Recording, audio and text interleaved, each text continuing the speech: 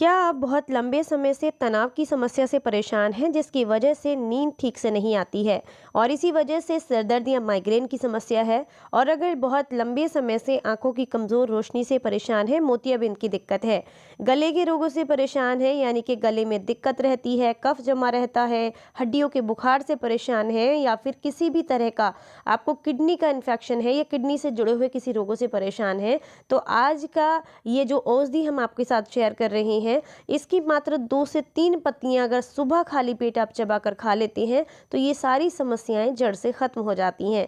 नमस्कार, आप सभी का बहुत बहुत स्वागत है हेल्दी इंडियन किचन में। आज आपके साथ शेयर कर रहे हैं आयुर्वेद की बहुत ही ताकतवर औषधि के बारे में जानकारी, जिसकी मात्र 2 से 3 पत्तियां आपको ढेरों फायदे देंगी।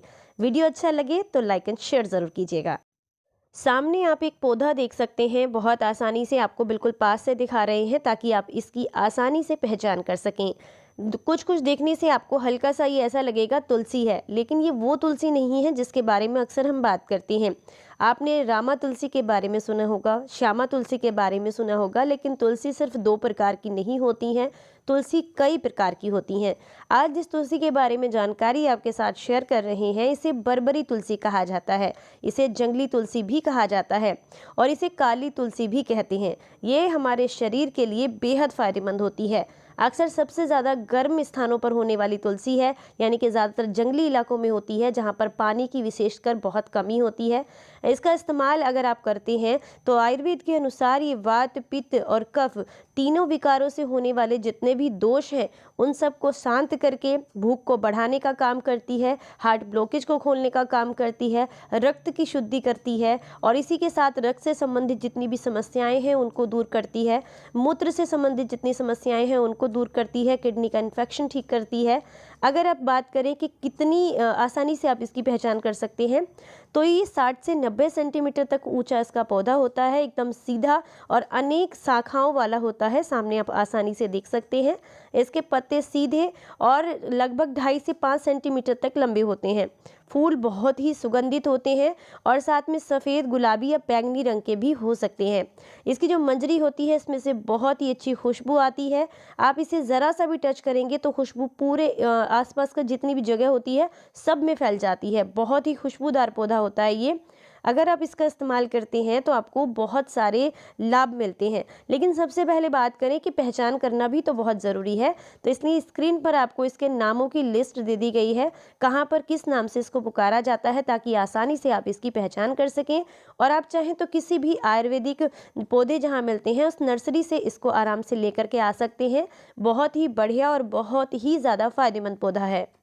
सबसे पहला फ़ायदा इसका आता है तनाव के लिए, माइग्रेन के लिए, सिर दर्द के लिए, नक्सीर की समस्या के लिए, यानी कि सिर से जुड़े हुए जितने भी रोग हैं उनके लिए बहुत ज़्यादा फायदेमंद है।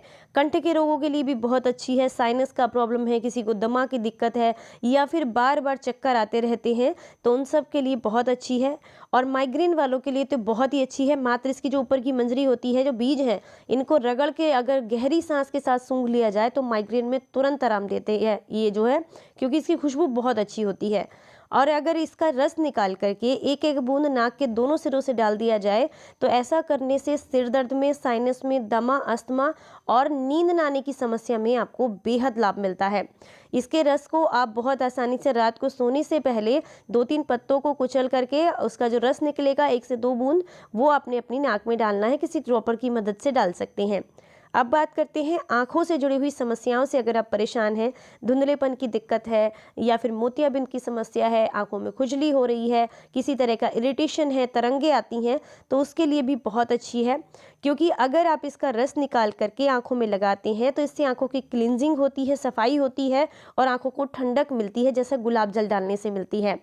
नाक के रोगों से परेशान हैं तो इससे बहुत ज़्यादा लाभ मिलता है। नक्सीर की समस्या में एक एक बूंद अगर नाक के थ्रू डालते हैं तो ऐसा करने से नाक से अगर खून आता है तो वो समस्या दूर हो जाती है।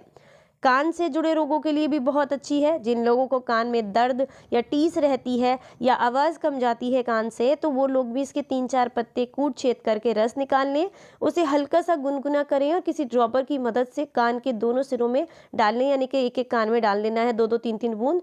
ऐसा करने से आपके कान के दर्द में और कम सुनाई जाने की जो समस्या है, जो बर्म आने की वजह से हो जाती है, वो समस्या बिल्कुल दूर हो जाती है।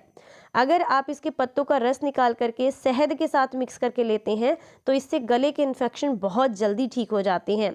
बहुत लंबे समय से अगर पेट दर्द की समस्या से परेशान हैं तो ऐसे में अगर आप इसका 5 से 10 ml रस निकाल लें पत्तों का, या फिर पत्ते चबा करके खा लें, तो आपको बहुत ज़्यादा फायदा मिलता है।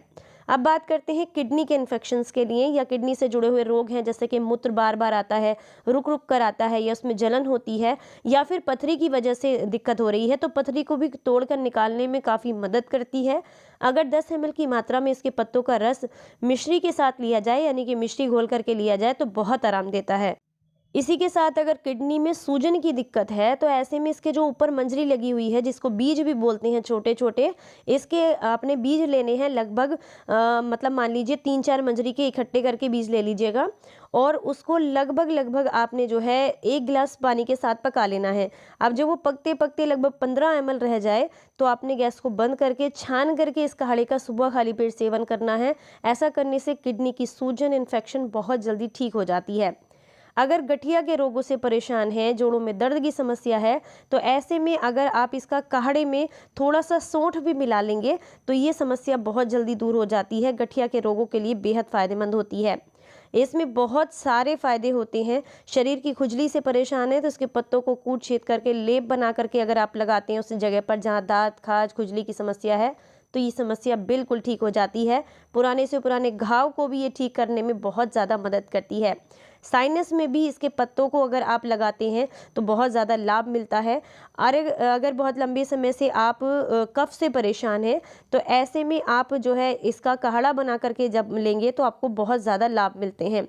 हड्डियों के बुखार के लिए इसके लगभग 21 पत्ते आपने लेने हैं और 21 काली मिर्च के साथ पीस करके आपने इसका पाउडर सा बना लेना है। सूखे पत्ते लेने हैं और इसको थोड़ी थोड़ी मात्रा में 1-1 चुटकी आपने सुबह शाम गुनगुने पानी से लेना है। ऐसा करने से हड्डियों का बुखार मात्र 15 दिन में ठीक हो जाता है। शरीर की जलन और सूजन दूर होती है। बहुत लंबे समय से अगर आप शरीर की कमज़ोरी या थकान से परेशान हैं तो उसके लिए भी इसका काढ़ा या 2-3 पत्ते सुबह खाली पेट चबा कर खा लें तो ये समस्या दूर हो जाती है।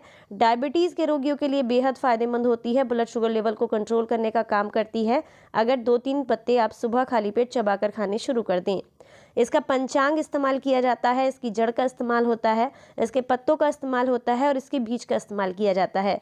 पत्तों का रस अगर आप लेना चाहते हैं तो 5 से 10 ml की मात्रा में ले सकते हैं। काढ़ा ले रहे हैं तो 10 से 15 ml की मात्रा में ले सकते हैं और डायरेक्ट पत्ते ले रहे हैं तो 3 से 4 पत्ते आराम से चबाकर खा सकते हैं।